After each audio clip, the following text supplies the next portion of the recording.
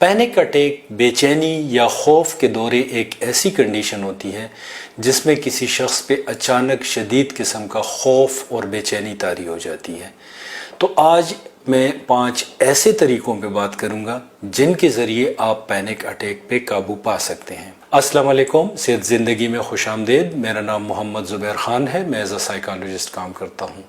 Panic attacks پہ میں نے پہلے بھی ایک ویڈیو بنائی ہے جس میں کہ اس کی کچھ وجوہات پہ اور اس پہ کنٹرول کے کچھ طریقوں پہ میں نے بات کی ہے کہ کیسے آپ لائف سٹائل میں چینجز لا کے اس پہ قابو پا سکتے ہیں۔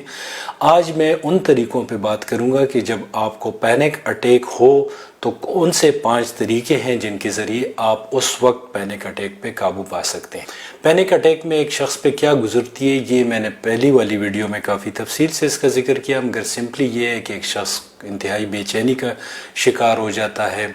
اس کی سانس اکھڑ سکتی ہے، بعض لوگوں کو گھٹن کا احساس ہوتا ہے، دل کی دھڑکن تیز ہو جاتی ہے، بعض لوگوں کے جو دل ڈوبنے لگتا ہے، بعض لوگ جو ہیں ان کے پیٹ میں مروڑ اٹھنا شروع ہو جاتے ہیں، جسم ٹھنڈا ہو جاتا ہے، ٹھنڈے پسینے آ جاتے ہیں، بعض لوگوں کو گرمی لگنا شروع ہو جاتی ہے، بعض لوگوں کے ہاتھ پیر کانپنا شروع ہو جاتے ہیں، گلا خشک ہو جاتا ہے، منہ خشک ہو جاتا ہے بعض لوگوں کا۔ پینک اٹیک پہ کنٹرول حاصل کرنے کے لیے ضروری ہے کہ تھوڑا سا ہم اس باڈی سسٹم کو سمجھ لیں جو اس کی وجہ بنتا ہے۔ جب آپ اس وجہ کو سمجھ لیں گے تو پھر آپ کے لیے آسان ہوگا اس پہ کنٹرول حاصل کرنا۔ ہمارے جسم کا کنٹرول 2 سسٹمز کے ہاتھ میں ہوتا ہے، ایک کو ہم کہتے ہیں سمپیتھیٹک سسٹم اور ایک کو ہم کہتے ہیں پیرا سمپیتھیٹک سسٹم۔ دونوں ایک ساتھ چل رہے ہوتے ہیں اور ہمارے جسم کے مختلف جو کام ہمارے جسم میں ہو رہے ہوتے ہیں ان کو کنٹرول کر رہے ہوتے ہیں۔ جب ہم نارمل حالت میں ہوتے ہیں، ہم کسی خوف کا شکار نہیں ہوتے، اس وقت لاجیکل تھنکنگ ہماری ہوتی ہے، ہم اپنے آپ پہ ہمارا کنٹرول ہوتا ہے، تو اس وقت پیرا سمپیتھیٹک سسٹم کام کر رہا ہوتا ہے۔ مگر جب کوئی ایسی صورتحال ہو کہ جس سے ہماری زندگی کو خطرہ ہو، ہماری جان کو خطرہ ہو، تو اس وقت پھر سمپیتھیٹک سسٹم ایکٹیو ہو جاتا ہے۔ جب سمپیتھیٹک سسٹم ایکٹیو ہوتا ہے تو وہ فائٹ اور فلائٹ موڈ میں ہمیں لے جاتا ہے، یعنی ہمارے جسم کو تیار کرتا ہے اس سچویشن کا مقابلہ کرنے کے لیے یا اس سے بھاگنے کے لیے۔ تو ایکچولی جو پینک اٹیک ہوتا ہے اس کے دوران بھی ہمارا جو سمپیتھیٹک سسٹم ہے وہ ایکٹیویٹ ہو جاتا ہے۔ وہ کیوں ایکٹیویٹ ہوتا ہے اس کی کافی ساری وجوہات ہیں، مگر بہت دفعہ اس شخص کو سمجھ نہیں آ رہی ہوتی، اس لیے کہ وہ کہتا ہے کہ میری زندگی کو تو کوئی خطرہ نہیں، حالات چاروں طرف ٹھیک ٹھاک ہیں، مگر لاشعوری طور پر کوئی ایسا الارم بجنے لگتا ہے، کوئی ایسا پیغام اس کے جسم کو مل جاتا ہے لاشعوری طور پر، جس کی وجہ سے وہ جو ہمارا جو سمپیتھیٹک سسٹم ہے وہ پورے جسم کا کنٹرول حاصل کر لیتا ہے۔ تو اب اس سچویشن میں ہمیں کرنا کیا ہے کہ ہم نے جو سمپیتھیٹک سسٹم کے کنٹرول میں ہمارے جسم کے مختلف سسٹم ہیں ان سے ایک ایک کر کے وہ سسٹم پیراسمپیتھیٹک کے حوالے کرنے۔ اب اس میں سب سے پہلے ہم کرتے کیا ہے کہ ہم سانس پہ اپنا کنٹرول حاصل کر لیتے ہیں۔ سانس چونکہ اکثر لوگوں کی اکھڑ جاتی ہے پینک اٹیک میں یا وہ شیلو بریدنگ کرتے ہیں، تو اس میں کرنا کیا ہے، پچھلی ویڈیو میں نے 7-11 کا بھی طریقہ بتایا تھا، اس طریقے سے بھی آپ کر سکتے ہیں۔ ویسے بھی آپ کیا کر سکتے ہیں کہ آپ اپنے آپ کو ریلیکس کریں، سانس جو ہے ناک سے لیں اور پیٹ بھریں اور تھوڑا سا 1-2 سیکنڈ کے لیے 2-3 سیکنڈ کے لیے روک کے پھر منہ سے آہستہ آہستہ اس کو نکالیں، جیسے میں کرتا ہوں۔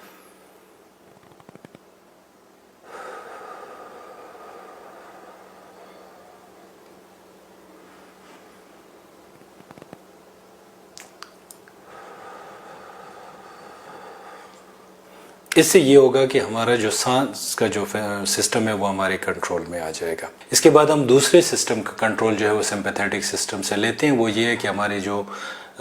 گمز ہیں، جو ہماری جو مسوڑے ہیں، ان کے نیچے جو ہے سلائیوری گلینڈ ہوتے ہیں، ایسے گلینڈ جو کہ منہ میں تھوک پروڈیوس کرتے ہیں۔ تو جب ہم خوف کے دورے میں ہوتے ہیں تو اس دوران ہمارا منہ بھی خشک ہو جاتا ہے، گلا بھی خشک ہو سکتا ہے، تو اس میں کرنا کیا ہے کہ ہم اگر کوئی فروٹ کھا لیں، اور ترش فروٹ زیادہ بہتر رہے گا، کوئی مالٹے کا 1 پیس لے لیں، انگور ہو سکتا ہے، انگور کا 1 پیس لے لیا، آہستہ آہستہ آدھا منٹ تک اس کو چبایا پھر نگلا۔ اور بہت سی سچویشن میں یہ بھی ہو سکتا ہے کہ ہمیں فروٹ اویلیبل نہ ہو، تو اس میں بہترین طریقہ یہ ہے کہ پھر آپ جیب میں چنگم رکھ لیا کریں، اور بہتر یہ ہے کہ لیمن یا اورنج فلیور کا چنگم رکھ لیں، تو جب وہ آپ کھائیں گے تو بعض دفعہ آپ کو جھٹکا سا لگے گا اور آپ کے جو سلائیوری گلینڈ ہے وہ اپنا کام شروع کریں گے۔ اس کے ساتھ پھر اٹیچ کافی سارے گلینڈ ہیں، وہ سارے گلینڈ بھی جو ہیں اس کے ساتھ ہارمونی میں آ جاتے ہیں۔ اب تیسرا کام کرتے ہیں، اس دوران ہوتا کیا ہے کہ ہمارے ذہن میں ہر طرح کے منفی خیالات چل رہے ہوتے ہیں۔ بعض لوگوں کو خوف ہوتا ہے کہ جیسے وہ مرنے لگے ہیں، ہارٹ اٹیک کا خوف ہوتا ہے۔ اب وہ جو تھنکنگ سٹائل ہے اس کو کیسے بدلیں؟ تو اس کا بہترین طریقہ یہ ہے کہ آپ اس کے بعد جب یہ 2 سٹیپ کر لیں، اس کے بعد کسی سے باتیں کرنا شروع کر لیں۔ کوئی نہیں ہے تو ٹیلی فون اٹھا لیں، کسی ایسی ایکٹیویٹی میں انوالو ہو جائیں جس میں آپ کا ذہن مگن ہو جائے، اور آپ کی جو خیالات چل رہے ہیں اپنے اوپر آپ کا فوکس ہے، خوف والے منفی خیالات چل رہے ہیں، ان سے آپ کی توجہ ہٹ جائے۔ بعض لوگ جو ہیں وہ اپنے عقیدے کے مطابق کوئی عبادات شروع کر لیتے ہیں، وظیفے وغیرہ شروع کر لیتے ہیں، وہ بھی ٹھیک ہے اگر ان کو اس سے سکون ملتا ہے۔ بعض لوگ مجھے کہتے ہیں کہ ہم کوئی عبادت وغیرہ شروع کر لیتے ہیں مگر ہمیں اس کا کوئی خاطر خواہ نتیجہ نہیں ملتا۔ اس کی وجہ یہ ہوتی ہے کہ جو عبادات ہم کرتے ہیں وہ چونکہ کافی عرصے سے ہم کر رہے ہوتے ہیں،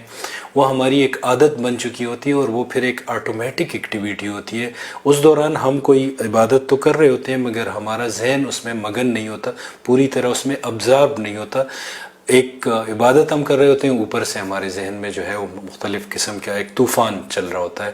تو وہ ایکٹیویٹی کریں کہ جس میں آپ کا ذہن پوری طرح مگن ہو جائے، تاکہ آپ کا خیال جو ہے وہ اپنی اس پینک اٹیک سے ہٹ جائے۔ اور اگر آپ کے پاس ایسے وظیفے ہیں، کچھ لوگ ایسے الفاظ یاد کر لیتے ہیں، ایسے جملے یاد کر لیتے ہیں، اپنے عقیدے کے حساب سے ہر بندہ کر سکتا ہے،